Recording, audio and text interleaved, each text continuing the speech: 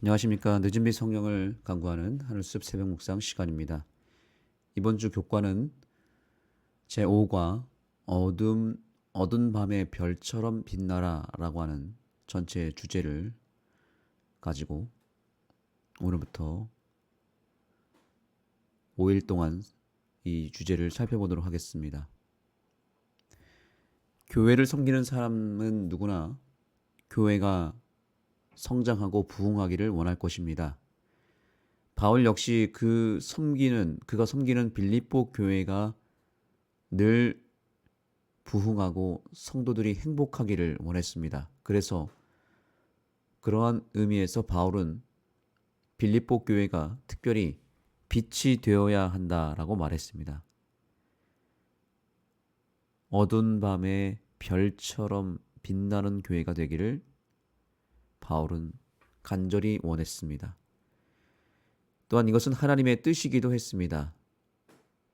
그래서 예수님도 우리에게 말씀하셨죠. 너희는 세상의 빛이요, 그 빛과 소금이 되라고 말씀하셨죠. 그것이 하나님의 뜻이기 때문에 우리는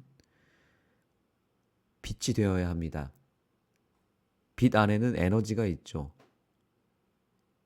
그리고 빛은 어두운 곳을 밝게 비춰줍니다. 그리고 빛 안에는 열이 있기 때문에 추운 곳을 따뜻한 곳으로 만들어줍니다. 교회가 빛이 되어야 하는 이유는 교회는 사람들의 마음을 따뜻하게 해주고 또 어둡고 침침한 곳을 밝고 환하게 만들어주는 역할을 해야 되기 때문입니다. 그래서 교회는 늘 에너지가 넘쳐야 되고 교회 구성원들이 각각 빛이 되어서 어두운 곳을 밝게 비춰주고 추운 곳을 따뜻하게 만들어주는 그런 에너지가 넘치는, 그래서 그 에너지를 통해서 죽은 것을 살리고 또 에너지가 없는 곳을 활력 있게 회복시키는 공동체가 되어야 할 것입니다. 이번 주 교과를 통해서 우리가 빛이 되기 위한 실질적인 과정과 그 방법을 배우게 될 것입니다. 이번 한 주일 동안에 우리가 속한 교회와 공동체가 큰 빛의 역할을 하는 등대로 서는 그런 축복이 우리 모두에게 임하게 되기를 간절히 소망합니다. 자, 그렇다면 오늘 첫 번째 날 주제를 살피겠습니다. 제목은 하나님이 하라시는 일을 우리가 이룬다입니다. 이 제목 자체가 우리가 빛이 되기 위한 가장 기본적인 방법을 알려주고 있습니다. 바울은 빌립보 교회가 빛이 될 수 있는 길을 분명히 제시하고 있는데 그것은 바로 순종이었습니다. 순종의 가치는 우리가 너무나 잘 알고 있죠. 그런데 이 순종이 왜 그토록 중요한가? 이 순종이 수반되어야만 우리가 빛이 될 수 있기 때문에 그런 것입니다. 순종은 삶을 통해 드러나는 열매이고 그 자체가 빛입니다. 믿음의 역사들이 마음에서 시작이 되고 마음에서 이루어지고 또한 마음에서 역사를 합니다. 그런데 그 믿음의 역사가 마음에서만 머물다가 끝나버리면 빛이 될 수 있을까요? 결코 빛이 되지 못합니다. 마음뿐이면, 그리고 말뿐이면 사람들은 오히려 그것을 비난합니다. 오늘날 그리스도인들이 빛이 되지 못하는 경우가 있다면 그것은 우리가 뭘 몰라서가 아닐 것입니다. 또 우리가 뭔가 전하는 기별이 부족해서가 아닙니다. 우리는 전하는 기별이 이미 완벽할 만큼 탁월하고 감동을 줄 수 있고 또한 우리가 받은 기별은 부족함이 없습니다. 그리고 우리가 전하는 성경 말씀은 완전합니다. 그런데 무엇이 문제인가요? 말씀대로 살지 않는 것이 문제이고 우리가 받은 기별 안에서 그 기별대로 순종하며 살지 않기 때문에 그것이 빛이 되지 못하는 것입니다. 사람들이 실망하는 지점은 바로 그 지점입니다. 우리가 말씀대로 살지 않아서, 즉 순종의 열매가 없기 때문에 그런 것입니다. 마음에서 머물고 끝나기 때문이죠. 사람들이 말하는 것은 그런 거죠. 말뿐이라고. 말은 잘하는데 삶이 뒷받침하지 않는다고 이야기하죠. 그래서 바울은 빌립보 교인들을 향해서 이렇게 권면합니다. 빌립보서 2장 12절의 말씀입니다.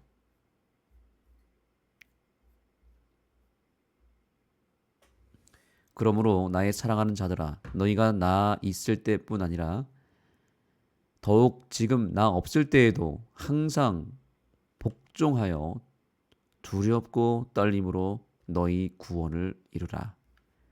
너희 안에 행하시는 이는 하나님이시니 자기의 기쁘신 뜻을 위하여 너희에게 소원을 두고 행하게 하시나니. 아멘. 자, 여기 보니까 항상 복종하며 이렇게 얘기합니다. 복종하라고 말하죠. 이것이 하나님의 기쁘신 뜻이라고 말합니다. 하나님의 뜻은 우리가 말씀에 순종하는 것이고 복종하는 것입니다. 그런데 여기 이 12절의 말씀이 그러므로라고 하는 접속사와 함께 시작이 되죠. 그러므로.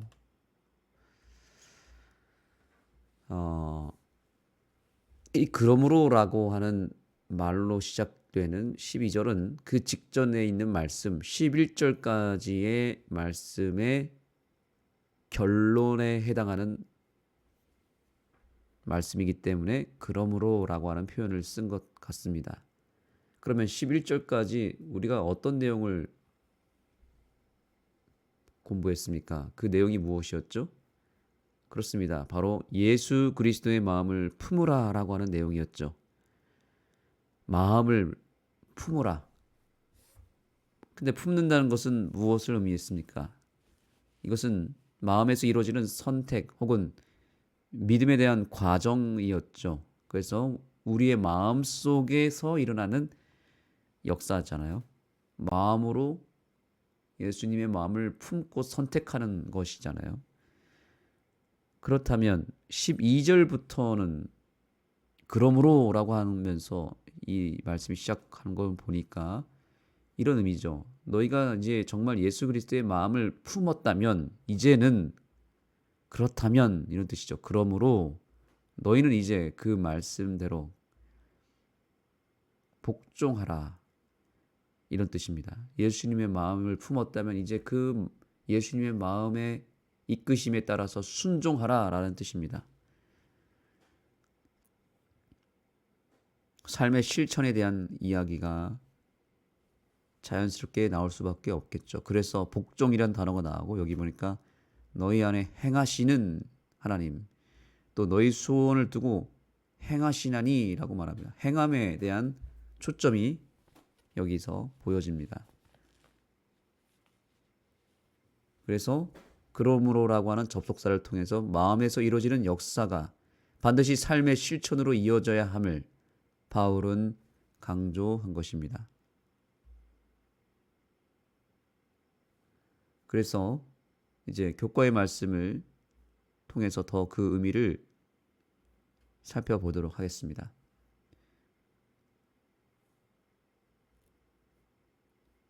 하나님의 뜻에 대한 순종과 겸손의 완벽한 본보기로 예수님을 제시한 후 바울은 이제 빌립보의 성도들에게로 눈을 돌린다. 그는 그들의 복음의 기별을 받은 후 주님께 순종한 것을 확인하며 계속해서 순종할 것을 당부한다. 자, 바울이 이처럼 순종의 가치를 강조할 수밖에 없었던 이유는 순종이 없는 신앙은 결코 빛이 될 수 없기 때문이었습니다. 그런데 12절을 다시 보면 바울은 순종을 강조하면서 동시에 이렇게 말합니다. 너희가 복종하여 두렵고 떨림으로 너희의 구원을 이루라고 권면했죠. 자, 그런데 우리가 상식적으로 구원이라고 하는 것은 철저히 믿음으로 얻어진다고 배웠습니다.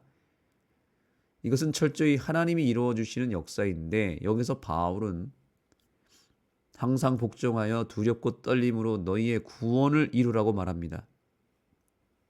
구원을 이루라. 원래 우리가 배운 대로라면 구원을 받으라라고 성경이 쓰여져야 되는데 여기 바울은 너희가 복종하여서 너희의 어떤 행함을 통해서 구원을 이루라고 말하고 있어요. 뭔가 이것은 행함으로 말미암는 의라고 오해할 수도 있을 것 같습니다.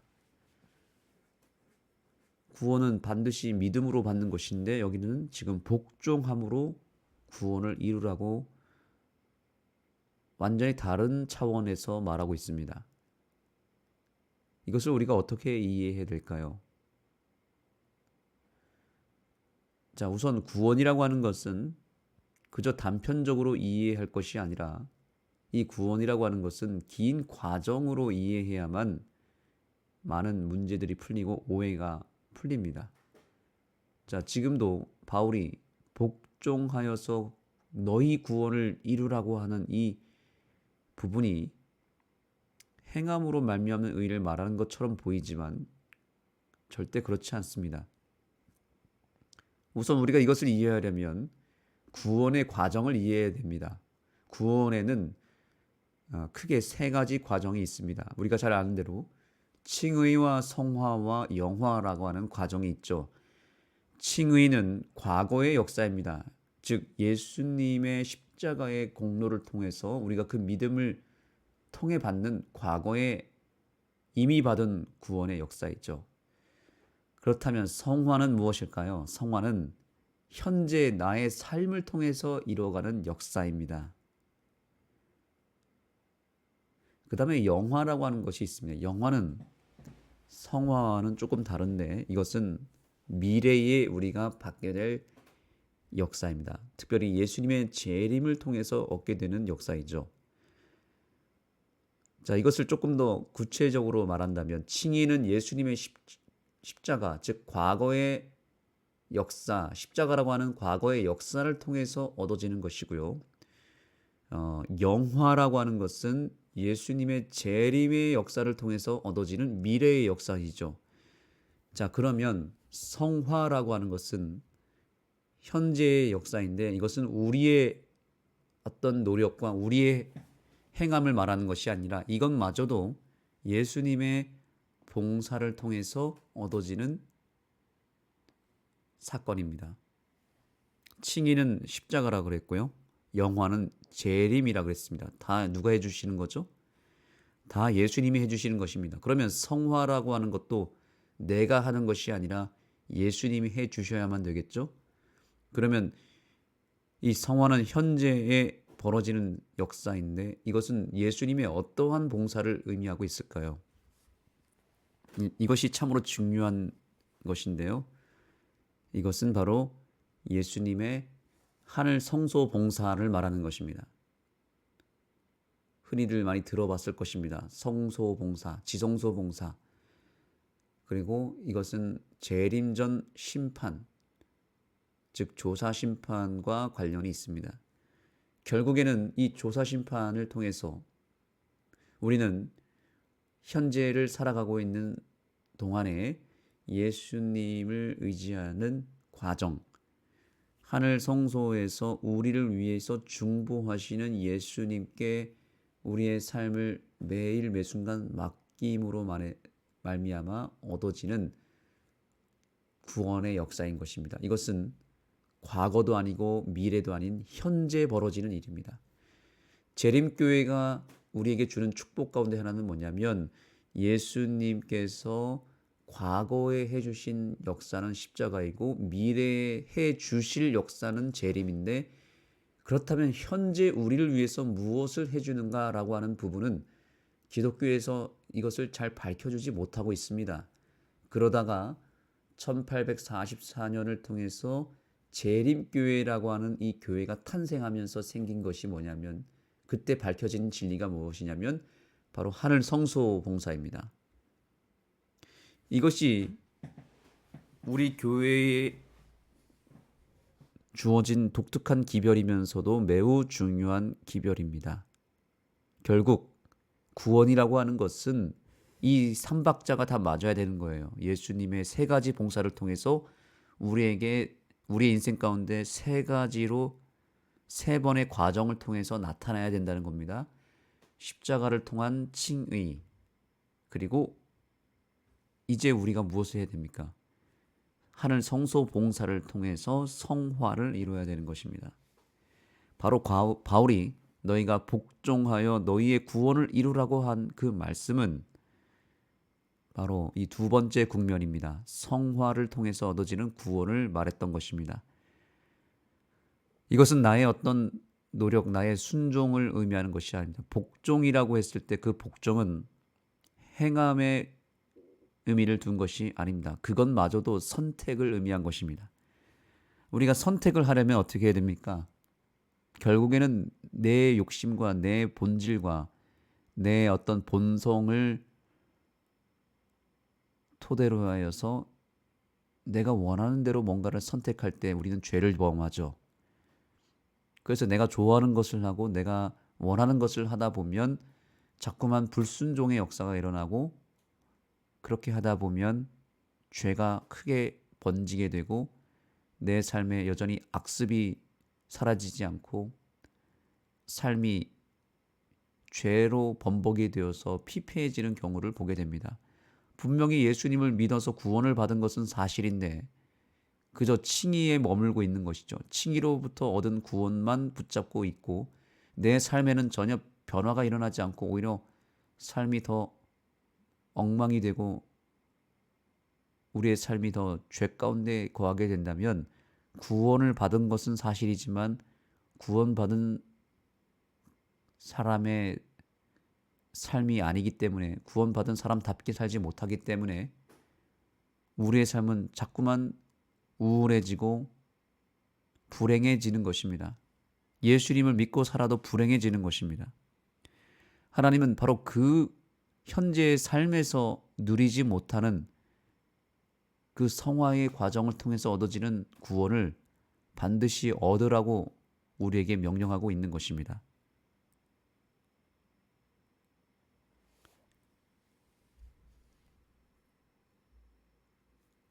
자, 그래서 성화라고 하는 것도 결국에는 내가 하는 것이 아니라 주님이 해 주셔야만 하는 역사임을 우리는 꼭 기억해야 됩니다. 그래서 교과의 저자는 이렇게 말합니다. 의심의 여지 없이 구원은 누구의 사역이라고요? 하나님의 사역이며 우리 스스로는 그 어떤 공로도 주장할 수 없다. 믿음 그 자체도 성령의 역사를 통해서 이루어지는 선물이다. 그렇습니다. 믿음도, 즉 선택이라고 하는 것도 내가 하는 것이 아니라 성령의 역사를 통해서 이루어지는 선물이라고 말합니다. 계속 읽겠습니다. 우리 자신의 행위로는 구원을 받을 수 없다. 하나님은 거듭남을 통해서 우리를 영적으로 새롭게 창조하시고 선한 일을 할 수 있게 하신다. 아멘. 우리가 분명히 알아야 될 사실은 칭의는 믿음으로 말미암는 구원이고 또 성화는 행함으로 받는 구원이라는 이분법적인 이해를 이제는 버려야 한다는 것입니다. 그것이 결코 진리가 아닙니다. 우리가 때때로 이렇게 구분합니다. 칭의는 믿음, 성화는 행함 이렇게 이야기하지만 그것은 매우 위험한 발상입니다. 바울은 칭의가 됐든 성화가 됐든 모든 과정이 다 하나님의 역사라고 강조합니다. 그래서 우리 스스로는 그 어떤 공로도 주장할 수 없다고 말하고 있고 모든 것이 다 하나님의 역사이고 구원의 과정은 다 하나님께서 해주신 것이다. 칭의도 하나님이 해주시는 것이고 그러면 성화도 하나님이 해주시는 것이죠. 사실 칭의는 일시적인 경험이라면 성화는 지속적인 경험이죠. 칭의는 일순간에 예수님의 십자가를 믿으면 그 즉시로 얻는 선물입니다. 성화는 계속적인 지속적인 경험을 말하는 것인데 그 비결은 아주 단순합니다. 그것은 칭의의 과정이 한 번으로 끝나는 것이 아니라 칭의가 2번 반복되고 3번, 4번, 5번, 10번 계속 그 빈도수가 늘어남에 따라서 칭의의 연속이 곧 성화가 되는 것입니다. 다시 정리합니다. 성화라고 하는 것은 무엇이냐면 칭의가 반복되는 것이 바로 성화입니다. 너무나 쉽지 않습니까? 칭의라고 하는 것은 내 선택을 통해서 이루어지는 일순간의 경험이지만 이 칭의가 1시간마다 이루어지고 1시간마다 이루어졌던 것이 1분마다 이루어지고 1분마다 이루어진 것이 1초마다 이루어진다면 그것이 곧 성화의 역사인 것입니다. 칭의가 더 촘촘하게 반복될 때 성화라고 하는 것이 확실하게 이루어진다는 것을 오늘 이 시간을 통해서 깨닫게 되기를 소망합니다. 그래서 오늘 교훈의 말씀을 이제 보겠습니다. 자신의 행위로는 구원을 받을 수 없다. 구원을 이루라고 하는 의미는 주께서 우리 구원을 위해서 하시는 역사를 아는 것과 그분께 순종해야 할 필요성을 의미한다. 결국 우리를 위해서 하나님이 다 해주신다는 뜻입니다. 구원을 위해서 하나님이 어떤 일을 해주셨고 또 우리에게 순종이 필요하기 때문에 그것마저도 하나님을 의지해서 이루라고 하는 의미였던 것입니다. 그래서 우리 구원을 위해서 끊임없이 나와 함께 하시고 나에게 역사하고 계시는 하나님을 의지하고 그러한 하나님을 알고 믿으라는 것입니다. 그래서 그러한 나와 함께 하시는 하나님을 알게 되었다면 이제 우리가 할 일은 무엇이죠? 그 앞에 철저하게 복종해야 하는 것입니다. 이것은 단순히 우리의 행함을 통해서 얻는 순종이 아니라 복종이라고 하는 그 의미는 결국 내 자아를 굴복하고 내 의지를 주님께 맡겨서 모든 순종이 나로부터 나오는 것이 아니라 예수님의 임재와 도우심을 통해서 나오게 될 때 그것을 성화라고 말하는 것입니다. 오늘 저와 여러분이 이 놀라운 성화의 과정을 통해서 얻는 구원을 충만하게 경험하는 귀한 하루가 되기를 간절히 소망합니다. 기도하겠습니다. 하나님 감사합니다. 오늘 우리에게 칭의와 성화의 관계를 알게 해주셔서 감사합니다. 때때로 우리는 칭의를 경험하고 나서 성화의 과정으로 들어가지 못할 때가 많았습니다. 그것이 나의 순종이 부족해서가 아니라 매 순간마다 주님께 내 자아를 굴복하지 못했던 문제였음을 보게 됩니다. 오늘 이 하루를 살아갈 때 어제와는 좀 다른 삶을 살기를 원합니다.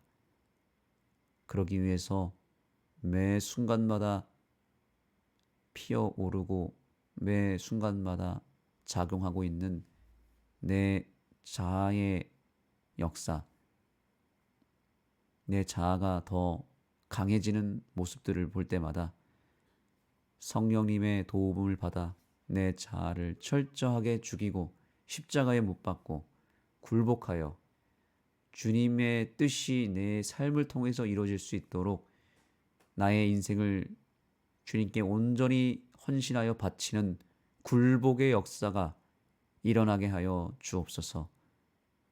그리하여 우리에게 베풀어 주시는 성화의 역사, 그 구원의 역사를 우리에게 허락하여 주옵소서.